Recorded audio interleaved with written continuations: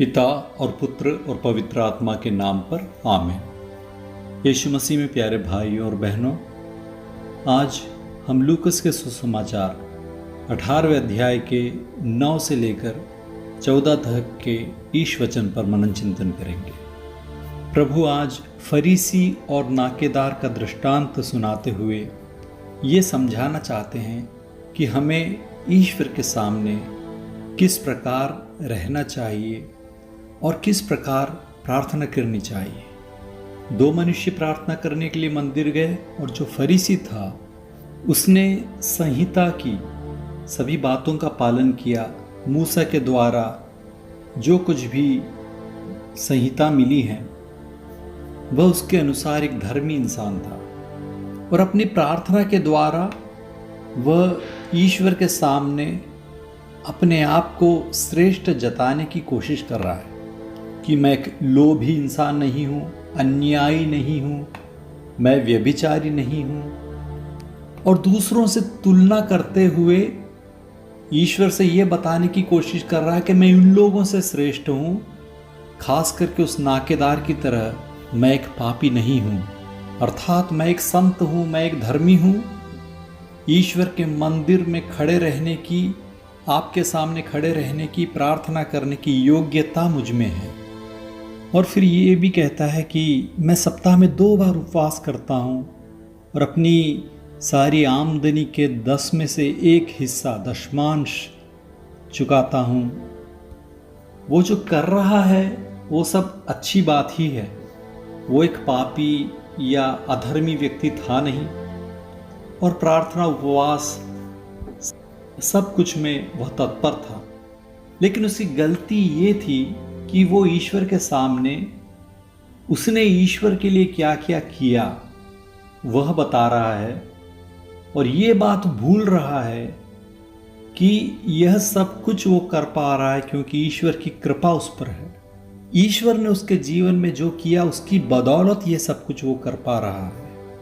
ईश्वर ने उसे अवसर दिया, एक ऐसे परिवार में वो पैदा हुआ, उसे ऐसी परंपरा प्राप्ति हुई और ईश्वर की कृपा से उसने ऐसा सब कुछ किया। लेकिन वो खुद अपने आप को महान बताने की कोशिश कर रहा है। और लेकिन इसके विपरीत हम देखते हैं कि एक नाकेदार, कौन थे नाकेदार? नाकेदार रोमियों के लिए टैक्स कलेक्ट करने वाले लोग थे और अपने ही भाई बहनों यहूदियों से भी वो रोमियों के लिए कर टैक्स कलेक्ट करते थे। इसलिए यहूदी उन्हें बहुत घृणा की नज़र से देखते थे, उन्हें धोखेबाज मानते थे, क्योंकि अपने ही समाज के, अपने ही धर्म के लोगों से टैक्स मांगते हुए, छीनते हुए वो रोमियों को, हमारे दुश्मन के पास में पहुंचा रहे हैं, उनके लिए काम कर रहे हैं। लेकिन ऐसा एक नाकेदार ईश्वर के मंदिर में जब खड़ा रहता है तो बहुत दूर खड़ा रहता है और स्वर्ग की ओर आंखें तक उठाने की हिम्मत नहीं है उसमें। वो सोचता है कि मैं इस योग्य नहीं, मैं इस लायक नहीं, और वह अपनी छाती पीट पीट कर रोता है और दया की भीख मांगता है, दुहाई करता है, ईश्वर मुझ पापी पर दया कर। वह अपने आप को महान दिखाने की कोशिश नहीं कर रहा है, वह अपनी गलती को मानता है। ईश्वर के समक्ष खड़े रहने की योग्यता या औकात मुझ में नहीं है और मैं एक पापी हूं, मैंने गुनाह किया है। हे ईश्वर, मुझ पर रहम कर, हे मुझ पापी पर दया कर। ऐसी है उसकी प्रार्थना और ईश्वर उस नाकेदार की प्रार्थना से खुश होते हैं। ऐसा नाकेदार जो उस फरीसी की तरह मूसा की संहिता का पालन नहीं करता है, उसके पास ऐसा कुछ भी नहीं है दिखाने के लिए या बोलने के लिए, जताने के लिए कि मैंने ऐसा किया है, तुम्हारे लिए ऐसा किया है। लेकिन वो ये कहता है, हे प्रभु, तुम तो सब जानते हो, तुमसे कुछ छुपा नहीं है, मैं क्या ढोंग करूं, मैं क्या दिखावा करूं। ऐसा कोई भी कपट या छल उसके मन में नहीं है। वो जो कुछ भी है प्रभु के सामने मानने को तैयार है और माफी मांगने को तैयार है। नाकेदार जो अपने आप को अधर्मी समझता था, उसे प्रभु धर्मी घोषित करते हुए अनुग्रहित करते हैं। प्रभु ऐसे व्यक्ति को स्वीकार करते हैं।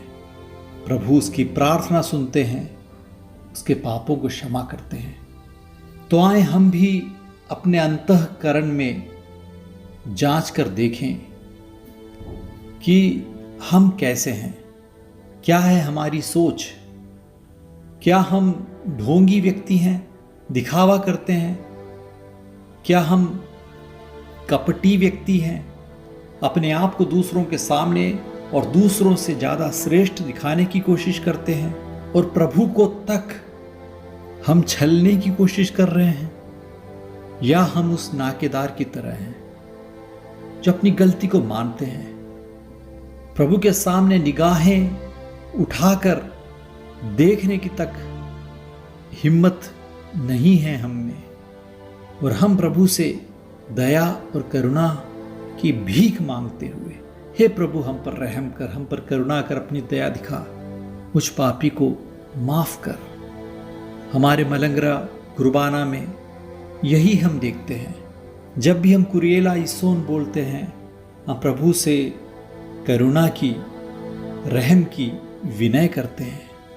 हम अपने आप को पापी जताते हैं और भय भक्ति के साथ प्रभु के सामने खड़े रहते हैं कि हे प्रभु अपनी करुणा, दया और कृपा से मुझे स्वीकार करें। आए हम भी उस नाकेदार की तरह प्रार्थना करना सीखें। प्रभु की कृपा के लिए प्रभु को धन्यवाद दें। दूसरों से तुलना करते हुए अपने आप को श्रेष्ठ बताने की कोशिश ना करें, क्योंकि जो अपने आप को बड़ा मानता है, महान मानता है, वह छोटा बनाया जाएगा। लेकिन जो अपने आप को प्रभु के सामने छोटा मानता है, दूसरों के सामने छोटा मानता है, उसे जरूर प्रभु बड़ा बनाएंगे। ईश्वर आपको अनुग्रहित करे।